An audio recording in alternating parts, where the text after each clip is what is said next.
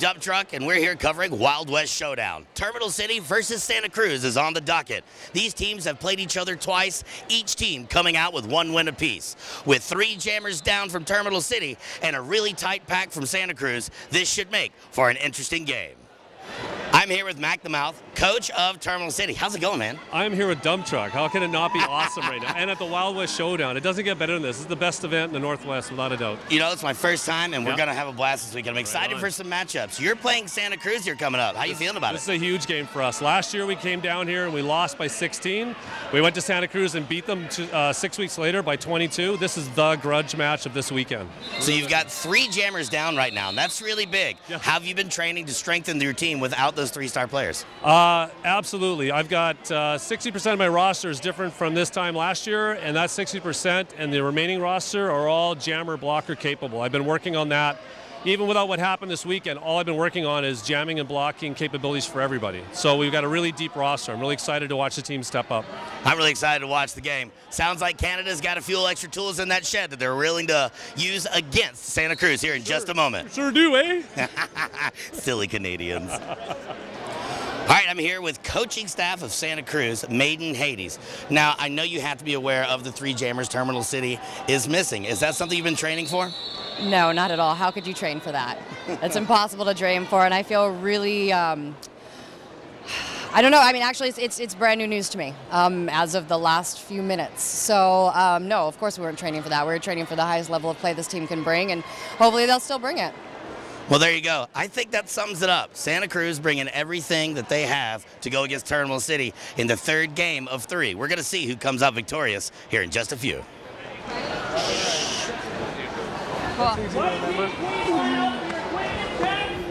Nothing to see here. Very effective at closing off lanes just as the jammer thinks they have an open hole. Suddenly that hole is gone. But Pippi hard socking. Megan Griffith and Kim McKenzie to get out of the pack finally. But this is the first jam, the slalom run where the flags fight back. But Bobby Barbaric earned those points, and now all the way around again. Terminal City stopping the pack in its place. Almost through, but Kim McKenzie held her back, forced her to the infield, and now she recycled to the back of the pack. And where Terminal City has, they're matching her every single move. Corazon putting on big hits again.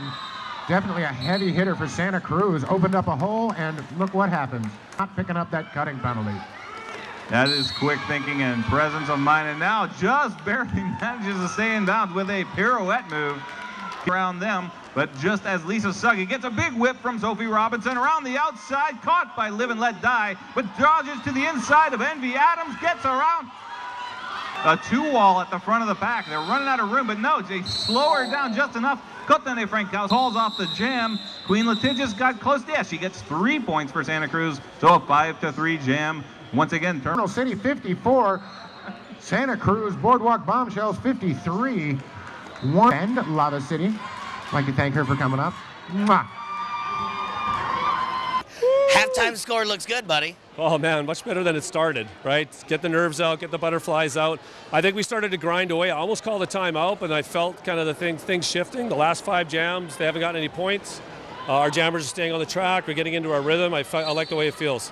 Well, it looks really good out there. I know myself and others that were aware of the roster changes that were needed to be made. Yeah. We're like, this is really tough going into the 3rd game of 3 and all the matchups in both of your histories. Yep. It looks great out there. Your defense has turned it up. You've had some jammers that have really showed their tenacity. They've taken a lot of big hits, and they've never given up and been successful. Oh, thanks, Dump Truck. That's great. I mean, it's like Pretty Painful, or actually her name, skating under Frankowski now. Sounds like a linebacker.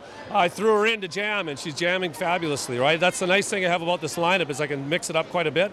We don't have Kim Jana. We don't have Evita Perron, 2 of our top jammers tonight. Lulu Demon, one of our top jammers, is sitting up there with a bruised hip, and they're still rising to the challenge. I'm really, really proud of the way the team's playing. We'll see what happens here in the 2nd period.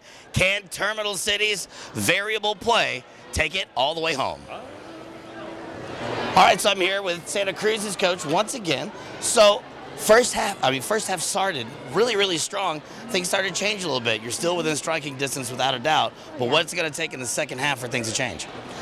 We need to bring it back together. You know, I think both teams are kind of getting a little crazy right now. I think there's a lot on the line. There's a lot of heart going on out there. It's apparent that both teams want it and they've trained for it. So we just need to kind of bring it back together and trust each other and get our jammers through. We've seen the game ebb and flow in the first period. The second period is going to decide who wins 3 out of 3. Terminal City in the red. Lisa Suggett up front fighting a two-wall at the front. Ginger Brute and Envy Adams. Envy Adams taking down Lisa Suggett. She gets up very quickly though and scoring pass, but now she finds an opening on the inside almost, but Eve Hollows just comes out of nowhere, takes her down going into turn 1, and Queen Litigious right to the back of the pack once again. Still on her first. Envy Adams inflict her pain and live and let die, but they are unable to stop her. Kotane Frankowski is lead jammer for Terminal City. 1 point lead for Terminal City, ladies and gentlemen. Hunter. Quite a barn burner we have. The thing is Santa Cruz is play by Shamrock and Roller, screening Scarlet Bloodbath out of the way and opening up that lane, inside lane for Queen Litigious to claim. Going on next door.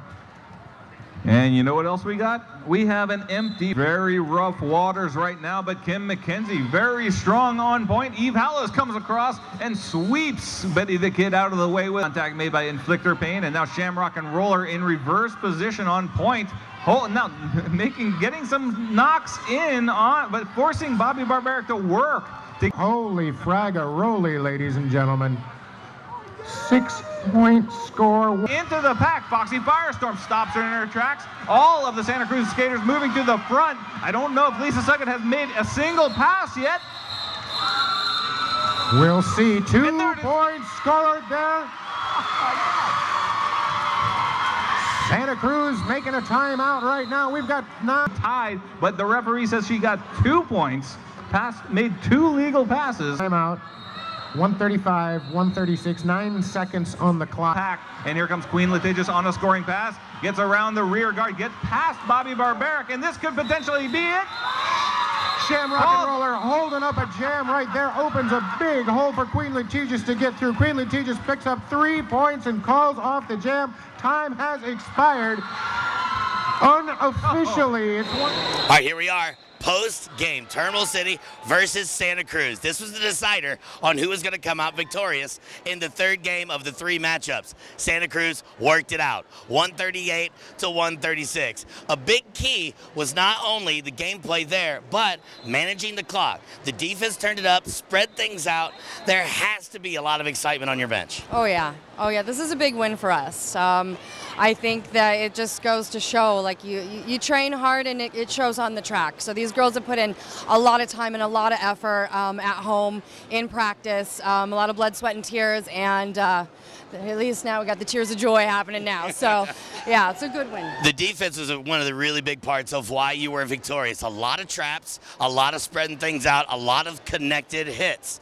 What is going on in the middle of that pack to make y'all communicate so damn well?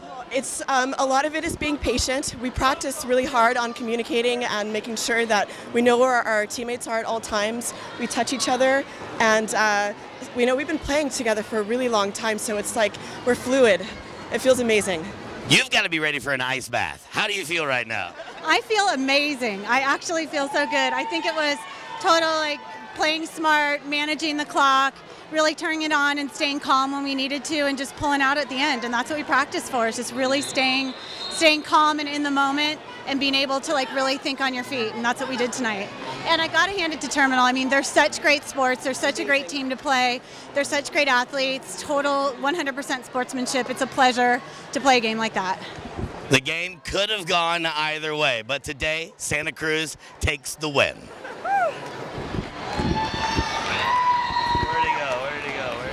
Santa Cruz was able to come out on top of Terminal City with 138 to 136. It was down to the wire. The big deciding factors was a combination of tough, smart, communicative defense, fearless jamming, and fantastic clock management. Santa Cruz took the win. Santa Cruz earned the win. Speaking of racing the roof,